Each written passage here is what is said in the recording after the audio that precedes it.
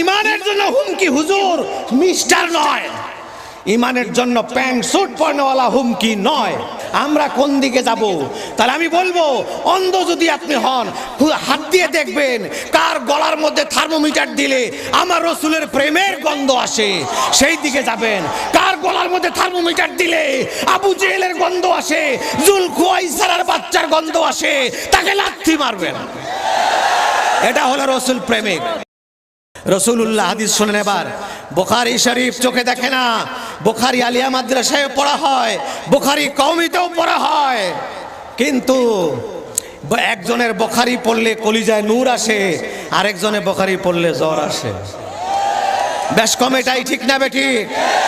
মনে রাখবেন, মনে রাখবেন, আমি পাগল মানুষ, আবেগ আপ্লুত হয়ে কথা বলি। প্রেমের কোনো ভাষা নাই, প্রেমের ভাষার কোনো বিচার নাই। আমার যত ভুল হোক, আমার বিচার নাই, কারণ আমি পাগল, পাগলের বিচার নাই। আমার কাছে সারা পৃথিবীর শ্রেষ্ঠ আলেম, সারা পৃথিবীর এই 700 কোটি মানুষের শ্রেষ্ঠ জ্ঞানী ব্যক্তি আমি জ্ঞানী ব্যক্তি মনে করি, কিন্তু যখন তার জ্ঞানের মধ্যে আমার রাসূলের আদব আর প্রেম নাই, আমি আমার জুতার সুতলা মনে করি। এটা আমার পাগলামি বলেন আর যাই বলেন।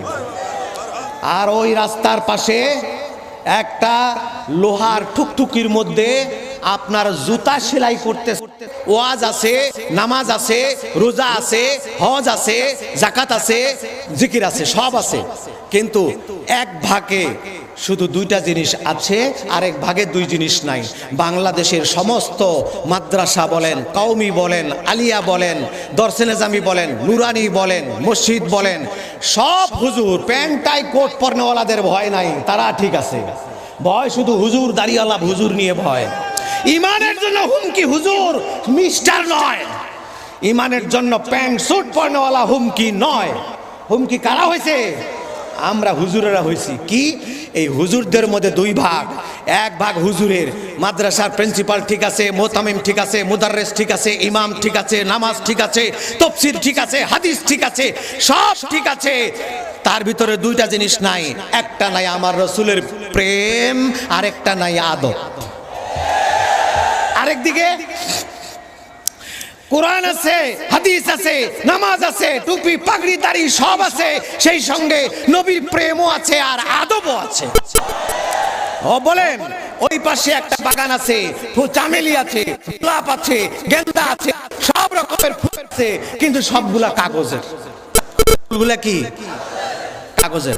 এই পাশে গেন্দা, চামেলি ও গোলাপ, বস, তারপরে বেলি, রজনীগন্ধা, সব ফুল আছে, সবগুলো গাছের শিকড় মাটির নিচে এবং তাজা ফুল।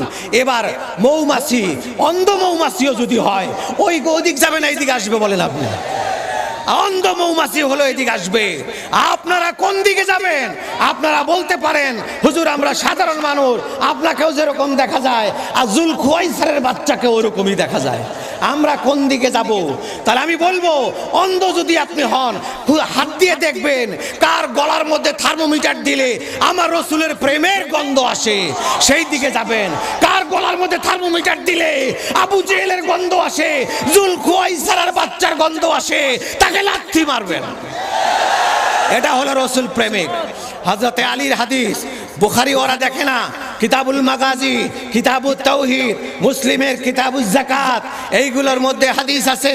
হযরতে আলীর হাদিস, হযরতে আবু সাঈদ খুদরির হাদিস, তিনি বলেন যে রাসূলুল্লাহ সাল্লাল্লাহু আলাইহি সাল্লাম যাকাত কিছু গনিমতের মাল বন্টন করছেন, বিয়ামিনিহি ওয়া শিমালিহি, ডানে আর বামে দিয়ে দিচ্ছেন।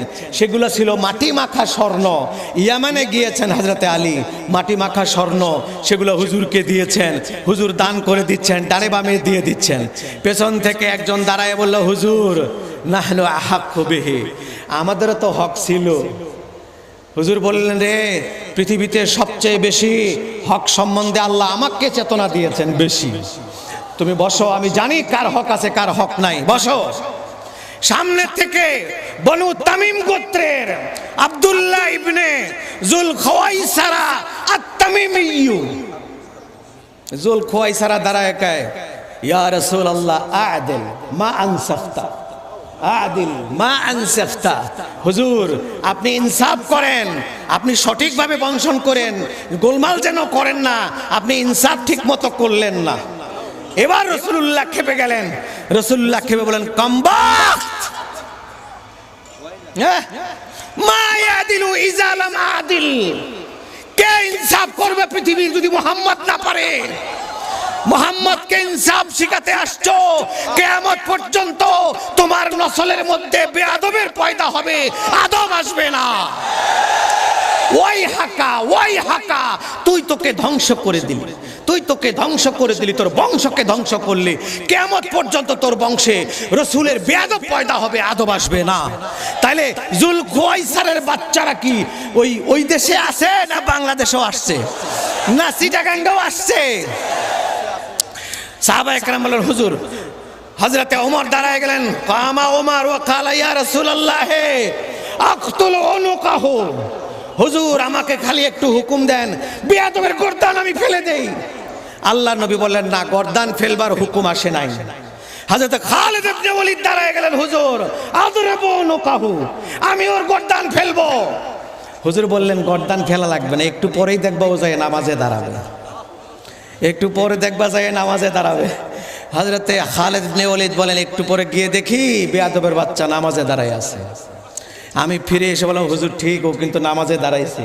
তখন হুজুর বললেন, ইয়াতি আলান নাস জামানিন আখার, কিয়ামতের আগে এর সঙ্গী সাথীরা আসবে। এন্দা ফিতানিদ দুনিয়া ফিতানিন নাস, মানুষের যখন ফিতনা হবে, ফিতনার মধ্যে এই জুলখুয়াইসারের বাচ্চারা বাতাস দিবে। ফিতনার আগুনের মধ্যে ওরা কি দিবে? বাতাস দিবে। বাতাস দিবে কি? তোমরা তাদের চেহারা দেখে রাখো, আমি নবী মুহাম্মদ বলছি। এ জুলখুয়াইসারের বাচ্চারা, হাদিস দেখতে চাও, কিতাবুল মাগাজি খুলে বের করে দেখো, না পেলে আমাকে জিজ্ঞেস করবা, আমি দেখাই দেব। আর সেখানে হুজুর বলছেন তাদের চেহারা হবে মুখ ভরা দাড়ি, খুব সুন্দর। এই লোকগুলি যারা বেয়াদব, তাদের মাথা থাকবে ইয়াহলুকুনা রুউসাহুম, মাথা নেড়া, বেল, দাড়ির মধ্যে দিবে খালি তেল, মাথা থাকবে বেল, রাসূলুল্লাহ বলেছেন। আর কি থাকবে? তারা ঢিলা ঢালা সাদা জামা কাপড় গায়ে দিবে, তাহতা সাক, অর্থাৎ এই যে হাঁটু আছে, অর্থাৎ কাপড় উঁচু করে পড়বে, উঁচা কাপড় পরবে, উঁচা লুঙ্গি জামা এগুলো নিচে যেতে দেবে না, ওই হাঁটুর টাকনুর একটু নিচে এই পর্যন্ত উঁচা কাপড় পরবে। ঠ্যাঙ্গের নল্লি বাইর করে রাখবো ভাঙ্গনের লেগে, ঠ্যাঙ্গের নল্লি বাইর করে রাখবো ভাঙ্গার জন্য। নল্লি দেখা যাবে, হাঁটুর নিচে নল্লি দেখা যাবে, এইরকম তারা কাপড় পরবে। রাসূলুল্লাহ বলবেন, ইয়াকরাউনাল কুরআনা লা ইউজাবিজু তারাকিহিম। হুজুর বললেন যে এরা এত সুন্দর কোরআন শরীফ পড়বে মন মাতানো ভাবে। হুজুর বলছেন কোরআনের তাফসীর তারা করবে, হাদিস বয়ান করবে, আন্তর্জাতিক খ্যাতি সম্পন্ন মুফাসসির হবে। লা ইউজাবিজুহুম তারাকিহিম, গলার নিচে কোরআন ঢুকবে না। আন্তর্জাতিক খ্যাতি সম্পন্ন মুফাসসির হবে, লালদিঘির ময়দানের মতো 14টা ময়দান লাগবে, এত মানুষ থাকবে, কিন্তু গলার নিচে কোরআন যাবে না। কোরআন থাকবে গলার হুলকুমের বাইরে, জিহ্বার মধ্যে। তারা এক সময় লাভ দিয়ে বলবে, বুক পকেটে জীবন রেখে কথা বলি। তারাই এক সময় দেখবেন যাইয়া পায়খানায় লুকাইয়া বাঁচবার চেষ্টা করবে। এক সময় যারা বুক ফুলিয়ে বলেছিল আমরা বুক পকেটে জীবন রেখে কথা বলি, জীবন বুক পকেটে না পায়খানায়? আবু জেহেলের কাদিয়ানির অফিসে, সেখানে জীবন রেখে এখন কথা বলে। এখন কোথায় গেল বড় বড় কথা? তারা আন্তর্জাতিক খ্যাতি সম্পন্ন মুফাসসিরে কোরআন হবে তারা, কিন্তু কোরআন তাদের ভিতরে ঢুকবে না। হুজুর বলেন শুধু তাই নয়, কালামুহুম কাকালামিল আম্বিয়া, তাদের কথা হবে নবীদের কথার মতো। সূরাতুহুম কাসূরাতিল মালায়েকা, তাদের সূরত হবে ফেরেশতার মতো। আমালুহুম কামালিশ শায়াতিন, কিন্তু তাদের উদ্দেশ্য আর কাজ হবে শয়তানের মতো। ফাহজুরহুম ইন তাত্তাকু, যদি বাঁচতে চাও ওদের খপ্পরে পড়িও না। রাসূলুল্লাহ বলেন তারা কি হবে, তাদের অন্তরটা হবে রাসূলের বেয়াদবিতে ভরপুর হবে। রাসূলুল্লাহ বলেন যে তাদের আমলের সাথে হাকির, তোমরা তোমাদের নামাজকে তাদের নামাজের সামনে লজ্জিত হবে, তাদের রোজার সামনে তোমরা লজ্জিত হবে। সাহাবীদেরকে হুজুর বলেছেন যে এই জুলখুয়াইসারের বাচ্চাদের নামাজের সামনে তোমরা নামাজি লজ্জিত হবে, তাদের কোরআন তেলাওয়াতের সামনে তোমরা লজ্জিত হবে, তাদের রোজার সামনে লজ্জিত হবে, তাদের আমলের সামনে তোমাদের আমল লজ্জিত হবে। তারা ঘন ঘন দাড়ির মধ্যে তেল দিয়ে সত্য আস্তাগফিরুল্লাহ আস্তাগফিরুল্লাহ আস্তাগফিরুল্লাহ, ডাইন দিকে তাকাবে আস্তাগফিরুল্লাহ, বাম দিকে তাকাবে লা হাওলা ওয়ালা কুওয়াতা ইল্লা বিল্লাহ, পিছন দিকে তাকাবে লা ইলাহা ইল্লাল্লাহ, খালি আল্লাহর জিকির করবে।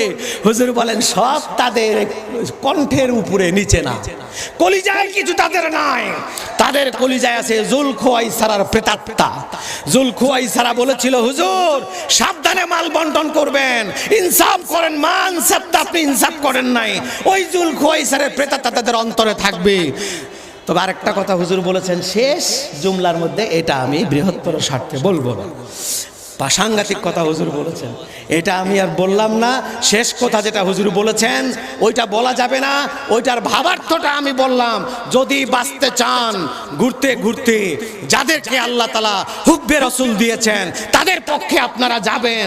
খবরদার মনে রাখবেন, রাসূলুল্লাহকে কোনো ইহুদি যদি ভালোবাসে, সেই ইহুদি অন্তর দিয়ে যদি হুজুরকে ভালোবাসে, কাফের মুশরিক ইহুদি, সেই ইহুদি পর্যন্ত বেঈমান হয়ে জাহান্নামী হয়ে কবরে যেতে পারে না। ইন্তেকালের আগে বেঈমান হয়ে হুজুরের খাদেম ছিল কয়জন? একজন দুইজন খাদেম।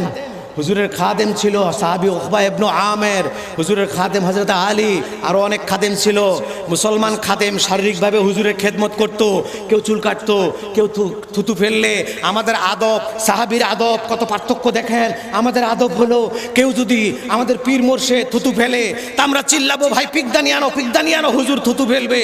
আর সাহাবীদের আদব কি ছিল? এই জন্য একজন সাহাবী চেহারা দেখে আল্লাহ তাআলা গাউসুল আজম থেকে নিয়ে শুরু করে পৃথিবীর সমস্ত ওলি আল্লাহ যদি এক পাল্লায় যায়, আর একজন সাহাবী ঘোড়ার পিঠে বসবে, সেই ঘোড়া যেখানে পা রাখবে সেখানকার 3 আঙ্গুলের 1 চিমটি মাটি যদি এক পাল্লায় দেওয়া হয়, আল্লাহ বলেন আমার কাছে ওই 1 চিমটি মাটি ভারী বেশি। সাহাবা একরামের চেহারা দেখে নয়, নামাজ দেখে নয়, রোজা দেখে নয়। হুজুর নিজেই বলেছেন তোমাদের আমল মুনাফিকের আমলের কাছে কিচ্ছু না। আব্দুল্লাহ ইবনে উবাই ইবনে সলুল রাসূলুল্লাহর পিছনে আবু বকরের সাথে নামাজ পড়ছে, রাসূলুল্লাহ চিনতে পারে নাই। ফেরেশতা জিবরিল এসে বলেছে 1 নম্বর বাটপার, এইটা বড় দাড়িওয়ালা, বড় পাগড়িওয়ালা বাটপার, এ আপনাকে কষ্ট দেবে। রাসূলুল্লাহ চিনতে পারছেন সর্বনাশ, এত নামাজ নিয়ে এই কারবার, এত রোজা নিয়ে এই কারবার। তাহলে মনে রাখবেন সাহাবীরা আব্দুর রহমান ইবনে মুলজিম জিহ্বা যখন কাটা হয় তখন সাহাবীরা লজ্জিত হয়েছে তার আমল দেখে, অথচ আব্দুর রহমান ইবনে মুলজিম কাফের। তাহলে আমল দিয়ে বিচার করা খুব মুশকিল আছে। অনেক আব্দুর রহমান ইবনে মুলজিম বলেন, ইয়াজিদ বলেন হযরত হুসাইনকে কি করেছে? হযরত হুসাইনকে জুমার দিন জুমার নামাজের সময় শুরু করেছে শহীদ করা, আসরের সময় হুসাইনকে শহীদ শেষ হয়ে গেল। হুসাইনের দেহ মোবারক পড়ে আছে, গোশতের টুকরা ঘোড়ার খুরের সঙ্গে চলে গেছে। হুসাইনের মরা লাশের পাশে দাঁড়িয়ে জুলখুয়াইসারের বাচ্চারা কি জামাতে নামাজ পড়ে নাই? আসরের নামাজ জামাতে পড়ছে। এমন নামাজিও তো আছে, আছে না? না আছে। সেই নামাজির জন্য আল্লাহ বেহেশত বানায় রাখছে না। ফাওয়াইলুল লিল মুসাল্লিন, নামাজ তাদেরকে জাহান্নামে টেনে টেনে নিয়ে যাবে। যেই নামাজ হুসাইনকে কতল করলো, আফসোস হলো না, সেই নামাজ তাকে জাহান্নামে নিয়ে যাবে। সুতরাং মনে রাখবেন আমল দিয়ে পারা যাবে না, ওদের আমল বেশি হবে, রাসূলুল্লাহ স্বীকার করেছেন। তাইলে এখন কি করতে হবে? শেষ কথা হলো এটাই যে আমরা সেই দিকে লক্ষ্য রাখতে হবে। আজকে যে আরেকটা যেটা বলেছিলাম যে এখন যাদের আমল আছে, নামাজ আছে, মাদ্রাসা আছে, পাগড়ি আছে, রাসূলুল্লাহর মহব্বত আছে, তাদের সাথে থাকবেন। মহব্বত থাকলে বেঈমান হয়ে কেউ মরতে পারে না।